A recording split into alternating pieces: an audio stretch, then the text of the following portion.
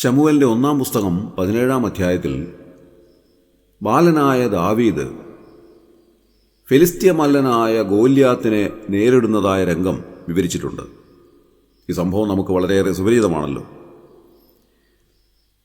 40 ദിവസമായി ഫെലിസ്ത്യ സൈന്യത്തിൻ്റെ മുൻപാകെ നിന്നുകൊണ്ട് ഇസ്രായേൽ സൈന്യനിരെ വെല്ലുവിളിച്ച മല്ലനായ ഗോല്യാത്തിനെ കണ്ട് ഇസ്രായേലിലെ വിരുദ്ധന്മാരായ പടയാളികൾ പോലും ഓടി ഒളിക്കുന്ന കാഴ്ചയാണ് ആ 17-ാം അധ്യായത്തിൻ്റെ ആരംഭ ഭാഗങ്ങളിൽ നാം കാണുന്നത്.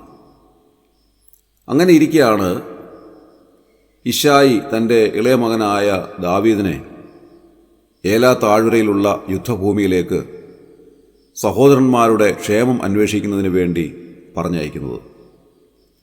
താൻ അവിടെ ചെല്ലുമ്പോൾ ഇരു സൈന്യങ്ങളും ഏലാ താഴ്വരയിൽ മുഖാമുഖമായി നിൽക്കുന്ന കാഴ്ചയാണ് കാണുന്നത്. ദാവീദ് തൻ്റെ സഹോദരന്മാരുടെ ക്ഷേമം അന്വേഷിക്കുന്നതിന് വേണ്ടി അവിടെ ചെല്ലുന്ന സമയത്ത് ഈ മല്ലനായ ഗോല്യാത്ത് ഫെലിസ്ത്യ സൈന്യനിരയുടെ മുൻപാകെ നിന്നുകൊണ്ട് ഇസ്രായേലിൻ്റെ ദൈവമായ യഹോവയെ നിന്ദിക്കുന്നതായ കാഴ്ചയാണ് താൻ കാണുന്നത്. അതുകൊണ്ട് തന്നെ ദാവീദ് ഈ ഫെലിസ്ത്യനെപ്പറ്റി അന്വേഷിക്കുന്നതായ സമയത്ത് തൻ്റെ മൂത്ത സഹോദരനായ എലിയാബ്, അദ്ദേഹം സൈന്യത്തിലെ പടയാളിയാണ്, അദ്ദേഹം വന്ന് ദാവീദിനോട് ചോദിക്കുന്നതായ ഒരു ചോദ്യം, നീ എന്തിന് ഇവിടെ വന്നു എന്നുള്ളതാണ്. 1 ശമൂവേൽ 17-ാം അധ്യായം 28-ാം വാക്യത്തിൽ നാം അത് കാണും. നീ ഇവിടെ എന്തിനു വന്നു? മരുഭൂമിയിൽ ആ കുറേ ആടുള്ളത് നീ ആരുടെ പക്കൽ വിട്ടേച്ചു പോന്നു? നിന്റെ അഹങ്കാരവും നികളഭാവവും എനിക്കറിയാം. പട കാണുവാനല്ലേ നീ വന്നത് എന്ന് പറഞ്ഞു. ദാവീദിനോട് എലിയാബ് ചോദിക്കുന്ന ചോദ്യത്തിൻ്റെ ആദ്യ ഭാഗം വളരെയേറെ പ്രസക്തമാണ്. നീ ഇവിടെ എന്തിനു വന്നു? അതിന് ദാവീദ് കൊടുക്കുന്നതായ ഒരു മറുപടിയുണ്ട്. 29-ാം വാക്യത്തിൽ നാം അത് വായിക്കുന്നു. ഞാനിപ്പോൾ എന്ത് ചെയ്തു എന്നുള്ളതായ ഒരു മറുചോദ്യം താൻ ചോദിക്കുകയാണ്. ഇംഗ്ലീഷ് പരിഭാഷയിൽ അതിങ്ങനെയാണ് കാണുന്നത്. കിങ് ജെയിംസ് വേർഷനിൽ, is there not a cause for me to be here? ഞാനിവിടെ വന്നതിന് ഒരു ഉദ്ദേശമില്ലയോ? അതാണ് അദ്ദേഹം തിരികെ ചോദിക്കുന്ന ഒരു ചോദ്യം. ഈ രണ്ട് ചോദ്യങ്ങളും വളരെയേറെ പ്രസക്തമാണ്. ഒന്നാമത്തേത്, നീ ഇവിടെ എന്തിനു വന്നു? രണ്ടാമത്തേത്, is there not a cause for me to be here? ഞാനിവിടെ വന്നതിന് ഒരു ഉദ്ദേശമില്ലയോ? ഈ രണ്ട് ചോദ്യങ്ങളും നാം ഒന്ന് വിചിന്തനം ചെയ്യുമ്പോൾ വളരെയധികം ആത്മീയ സത്യങ്ങൾ നമുക്ക് മനസ്സിലാക്കുവാൻ സാധിക്കും. നമ്മുടെ ജീവിതത്തിൻ്റെ വിവിധ രംഗങ്ങളിൽ ഒരുപക്ഷെ നാം നമ്മോട് തന്നെ ചോദിക്കേണ്ടുന്നതായ ഒരു ചോദ്യമാണിത്. Why am I here? ഞാൻ എന്തുകൊണ്ട് ഇവിടെ ആയിരിക്കുന്നു? എന്തുകൊണ്ട് ഞാൻ ഈ ഒരു സാഹചര്യത്തിലേക്ക് വന്നിരിക്കുന്നു? നമുക്കറിയാം, നമ്മുടെ ദൈവം അറിയാതെ നമ്മുടെ ജീവിതത്തിലൊന്നും സംഭവിക്കുന്നില്ല. നമ്മുടെ തലയിലെ ഒരു തലമുടി നാരിഴ പോലും പൊഴിഞ്ഞു പോകുന്നത് കർത്താവ് അറിയുന്നു എന്ന് നാം തിരുവെഴുത്തിൽ വായിക്കുന്നുണ്ട്. അങ്ങനെയാണെങ്കിൽ നമ്മുടെ ജീവിതത്തിലെ ചില പ്രത്യേകമായ സാഹചര്യങ്ങളിൽ നാം നമ്മോട് തന്നെ ചോദിക്കേണ്ടുന്നതായ ഒരു ചോദ്യമാണിത്. Why am I here? ഞാൻ എന്തുകൊണ്ട് ഇവിടെ ആയിരിക്കുന്നു? എന്തുകൊണ്ട് ഞാൻ ഈ സാഹചര്യത്തിലേക്ക് വന്നിരിക്കുന്നു? പലപ്പോഴും നമ്മുടെ ജീവിതത്തിൽ നാം ഇഷ്ടപ്പെടാത്ത സാഹചര്യങ്ങളിലൂടെ കടന്നു പോകുമ്പോൾ നാം നമ്മോട് ഈ ചോദ്യം ഒന്ന് ചോദിക്കുന്നത് നന്നായിരിക്കും എന്ന് ഞാൻ വിചാരിക്കുകയാണ്. എന്തുകൊണ്ട് ഞാൻ ഈ സാഹചര്യത്തിലായിരിക്കുന്നു? എന്തുകൊണ്ട് ഞാൻ ഇത്രമാത്രം വിഷമകരമായ ഒരു സാഹചര്യത്തിലേക്ക് വന്നിരിക്കുന്നു? എന്തുകൊണ്ട് ഇത്രമാത്രം ബുദ്ധിമുട്ടുള്ളതായ, പ്രതിസന്ധിയുള്ളതായ ഒരു ജോലിയിലേക്ക് ദൈവം എന്നെ നടത്തിയിരിക്കുന്നു? എന്തുകൊണ്ട് സമാധാനമില്ലാത്ത ഒരു ഭവനത്തിലേക്ക് എന്നെ കൊണ്ടുവന്നിരിക്കുന്നു? എന്തുകൊണ്ട് സന്തോഷമില്ലാത്ത ഒരു കുടുംബജീവിതം ഞാൻ അനുഭവിക്കേണ്ടതായിട്ട് വരുന്നു? എന്തുകൊണ്ട് എന്നുള്ളതായ അനവധി ചോദ്യങ്ങൾ നമ്മുടെ മുൻപാകെ കടന്നു വരികയാണ്. എന്തുകൊണ്ട് ഞാൻ ഈ ഒരു സാഹചര്യത്തിലായിരിക്കുന്നു?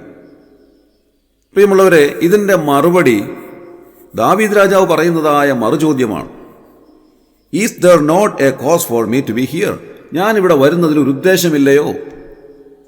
ദൈവത്തിന് പ്രത്യേകമായ ഒരു ഉദ്ദേശം എന്നെ സംബന്ധിച്ചുണ്ട്. അതുകൊണ്ടാണ് ഞാൻ ഈ ഒരു സാഹചര്യത്തിൽ വന്നിരിക്കുന്നത് എന്ന് ദാവീദ് പറയുക. തിരുവെഴുത്തിൻ്റെ ആ ഭാഗങ്ങൾ നാം പരിശോധിക്കുമ്പോൾ അത് വ്യക്തമായി നമുക്ക് മനസ്സിലാക്കുവാൻ സാധിക്കും. 40 ദിവസമായി ഏലാ താഴ്വരയിൽ ഇസ്രായേൽ സൈന്യനിരയുടെ മുൻപാകെ നിന്നുകൊണ്ട് അത്യുന്നതനായ ദൈവമായ യഹോവയെ നിന്ദിക്കുന്ന ഫെലിസ്ത്യ മല്ലനായ ഗോലിയാത്തിനെ കണ്ടുകൊണ്ട് ഓടിപ്പോകുന്ന ഇസ്രായേൽ സൈന്യനിരയുടെ മുൻപാകെ ബാലനായ ദാവീദിനെ ദൈവം കൊണ്ടുവന്നിരിക്കുന്നത് എന്തിനു വേണ്ടിയാണ്? 40 ദിവസമായി ഇസ്രായേൽ സൈന്യനിരയ്ക്ക് സാധിക്കാത്ത ഏറ്റവും മഹനീയമായ ഗൗരവതരമായ ഒരു കാര്യം ചെയ്യുന്നതിന് വേണ്ടി ദൈവം ദാവീദിനെ അവിടേക്ക് കൊണ്ടുവന്നിരിക്കുകയാണ്. അത് തിരിച്ചറിയാൻ മറ്റാർക്കും സാധിക്കുന്നില്ല. എലിയാബ് അതുകൊണ്ടാണ് ദാവീദിനോട് ചോദിക്കുന്നത്, വൈ ആർ യു ഹിയർ? നീ എന്തുകൊണ്ടാണ് ഇവിടേക്ക് വന്നിരിക്കുന്നത്? അത് വാസ്തവത്തിൽ തിരിച്ചറിയുവാൻ മറ്റൊരു മനുഷ്യനും സാധിച്ചില്ല. മാത്രമല്ല, ദൈവം വാൾ കൊണ്ടും കുന്തം കൊണ്ടുമല്ല രക്ഷിക്കുന്നത് എന്നുള്ളത് തിരിച്ചറിയുവാനായിട്ട് പടയാളികൾക്ക് സാധിച്ചില്ല. 17-ാം അധ്യായം 47-ാം വാക്യത്തിൽ നാം വായിക്കുന്നു, ദാവീദ് ഇങ്ങനെ പറയുകയാണ്, യഹോവ വാൾ കൊണ്ടും കുന്തം കൊണ്ടുമല്ല രക്ഷിക്കുന്നത് എന്ന് ഈ സംഘമെല്ലാം അറിവാനിടയാകും. യുദ്ധം യഹോവയ്ക്കുള്ളത്. ഇത് തിരിച്ചറിയുവാൻ പടയാളികൾക്ക് സാധിച്ചില്ല. പക്ഷേ ബാലനായ ദാവീദിന് ആ കാര്യം അറിയാമായിരുന്നു. തന്നെയുമല്ല, ദൈവം തന്നെ ഏൽപ്പിച്ചിരിക്കുന്നതായ ഈ വലിയ ശുശ്രൂഷയ്ക്ക് വേണ്ടി മറ്റൊരു കാര്യങ്ങളും തയ്യാറാക്കുവാനോ മറ്റൊരു തയ്യാറെടുപ്പും എടുക്കുവാനോ ദൈവം ദാവീദിനെ അനുവദിക്കുന്നില്ല. നാം വായിക്കുന്നത്, ശൗൽ അവനെ പടച്ചട്ടയൊക്കെ അണിയിച്ചു നോക്കി, എന്നാൽ താൻ ശീലിച്ചിട്ടില്ലാത്തതായ ആ പടച്ചട്ട ഇട്ടുകൊണ്ട് നടക്കുവാൻ പോലും ദാവീദിന് സാധിച്ചില്ല എന്നാണ് നാം വായിക്കുന്നത്. 17-ാം അധ്യായം 39-ാം വാക്യത്തിൽ ദാവീദ് അത് പറയുന്നതായിട്ട് അവിടെ രേഖപ്പെടുത്തിയിട്ടുണ്ട്. തനിക്ക് പരിചയമുള്ളത് എന്താണ്? തൻ്റെ ഇടയസഞ്ചിയായ ഒരു പൊക്കണവും കയ്യിലുള്ളതായ ഒരു വടിയും കയ്യിൽ താൻ സൂക്ഷിച്ചിരിക്കുന്നതായ ഒരു കവണയും മാത്രം. അത് മതി തനിക്ക് ദൈവോദ്ദേശം നിറവേറ്റുവാൻ. പ്രിയമുള്ളവരെ, നമ്മുടെ ജീവിതത്തിൽ ദൈവം നമ്മുടെ ജീവിത വിജയത്തിന് വേണ്ടി എല്ലാ കാര്യങ്ങളും നൽകിയിട്ടുണ്ട്. അത് നാം സാധാരണയായി പരിചയിച്ചിട്ടുള്ളതായ കാര്യങ്ങൾ തന്നെയാണ്. ദൈവം നമ്മെ ഏൽപ്പിച്ചിട്ടുള്ളതായ ഉത്തരവാദിത്തങ്ങൾ നിറവേറ്റുവാൻ ആവശ്യമായ എല്ലാ സാഹചര്യങ്ങളും ദൈവം നമുക്ക് നൽകിയിട്ടുണ്ട്. ഒരുപക്ഷെ നമ്മൾ വിചാരിക്കും, നമുക്ക് വലിയ വലിയ ജീവിത സാഹചര്യങ്ങളില്ലല്ലോ, മറ്റുള്ള വലിയ വലിയ ആളുകളെപ്പോലെ സ്വാധീനമില്ലല്ലോ, മറ്റു വലിയ ഉന്നത സ്ഥാനീയരായിട്ടുള്ള ആളുകളുമായി പരിചയമില്ലല്ലോ എന്നൊക്കെ നമ്മൾ വിചാരിക്കാറുണ്ട്. പക്ഷേ ദൈവത്തിന് അതൊന്നും ആവശ്യമില്ല. വാൾ കൊണ്ടും കുന്തം കൊണ്ടും അല്ല ദൈവം യുദ്ധം വിജയിക്കുന്നത്. യഹോവയായ ദൈവം നമ്മെ ഓരോരോ സ്ഥാനത്തേക്ക് കൊണ്ടുവരുന്നത് നമ്മെപ്പറ്റി കൃത്യമായ ഉദ്ദേശ ലക്ഷ്യങ്ങൾ ഉള്ളത് കൊണ്ടാണ്. നീ ആയിരിക്കുന്ന സാഹചര്യത്തിലേക്ക് ദൈവം നിന്നെ കൊണ്ടുവന്നിരിക്കുന്നത് പ്രത്യേകമായ ചില ഉദ്ദേശങ്ങളോട് കൂടിയാണ് എന്ന് തിരിച്ചറിയുവാൻ നമുക്കിടയായി തീരണം. ഒരുപക്ഷെ നാം വിചാരിക്കാറുണ്ട്, അയ്യോ, ഞാൻ വന്നിരിക്കുന്നതായ ഒരു സാഹചര്യം, ദൈവം എന്നെ കൊണ്ടുവന്നിരിക്കുന്നതായ ഈ ഒരു സാഹചര്യം എനിക്ക് വളരെയേറെ ബുദ്ധിമുട്ടുണ്ടാക്കുന്നതാണ്. ഈ സാഹചര്യത്തിൽ എനിക്ക് മുൻപോട്ട് പോകുവാൻ ഒട്ടും സാധ്യമല്ല എന്നൊക്കെ ഒരുപക്ഷെ നാം വിചാരിക്കാം. എന്നാൽ ദൈവവചനം നമ്മോട് പറയുന്ന ഒരു കാര്യം, നിന്നെ ദൈവം കൊണ്ടുവന്നിരിക്കുന്നതായ ഈ പ്രത്യേകമായ സാഹചര്യത്തിൽ, ഒരുപക്ഷെ എന്നെ കേൾക്കുന്നതായ പ്രിയ സഹോദരി, നിനക്ക് ഒട്ടും സന്തോഷകരമല്ലാത്ത ഒരു കുടുംബത്തിലേക്ക് നിന്നെ വിവാഹം കഴിച്ചു കൊണ്ടുവന്നതായിരിക്കാം. നിന്നെ ഒട്ടും സഹായിക്കാത്ത, നിന്നെ ഒട്ടും മാനിക്കാത്ത ഒരു ഭർത്താവിൻ്റെ കൂടെ ജീവിക്കേണ്ടി വന്നതിലായിരിക്കാം. ഒരുപക്ഷെ നിനക്ക് ജീവിതത്തിൽ മുൻപോട്ട് ഒരു ചുവട് പോലും വയ്ക്കുവാൻ സാധ്യമല്ലാത്ത ഒരു സാഹചര്യത്തിൽ ഉള്ള ഒരു കുടുംബത്തിൽ നീ വല്ലാതെ പ്രയാസം അനുഭവിക്കുന്നതായ ഒരു സാഹചര്യമായിരിക്കാം. അതുമല്ലെങ്കിൽ നിന്റെ ജോലിയോടുള്ള ബന്ധത്തിൽ നീ വല്ലാതെ പ്രയാസപ്പെടുന്ന, മാനസിക സംഘർഷം അനുഭവിക്കുന്നതായ ഒരു സാഹചര്യത്തിൽ നീ വന്നുപെട്ടിരിക്കാം. അല്ലെങ്കിൽ നീ സാമ്പത്തികമായ വളരെ ബുദ്ധിമുട്ടേറിയതായ ഒരു സാഹചര്യത്തിലൂടെ കടന്നു പോകേണ്ടതായ അനുഭവം ഉണ്ടായിരിക്കാം.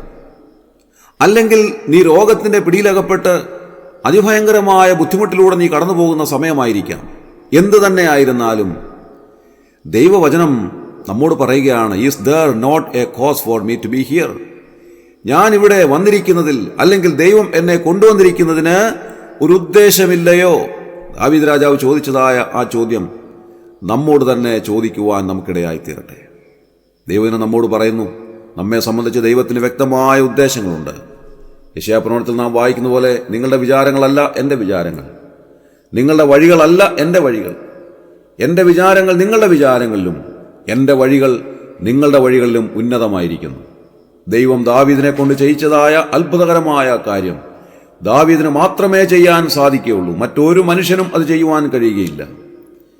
ഇസ്രായേൽ സൈന്യനിരയിലെ ഉന്നതരായ പടയാളികൾക്ക് പോലും ചെയ്യാൻ സാധ്യമല്ലാത്ത കാര്യം കേവലം ബാലനായ ദാവീദിനെ കൊണ്ട് ദൈവം ചെയ്യിക്കുമ്പോൾ ദൈവത്തിൻ്റെ അത്യത്ഭുതകരമായ പദ്ധതി ദാവീദിലൂടെ നിറവേറ്റപ്പെടുകയായിരുന്നു. പ്രിയമുള്ളവരെ, ദൈവം നമ്മെ ഏൽപ്പിച്ചിരിക്കുന്നതായ ഉത്തരവാദിത്വം മറ്റാരെ കൊണ്ടും ചെയ്യുവാൻ സാധ്യമല്ലാത്ത കാര്യമാണ്.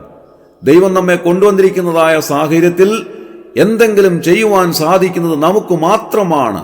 മറ്റാരെയും അല്ല ദൈവം അത് ഏൽപ്പിച്ചിട്ടുള്ളത്.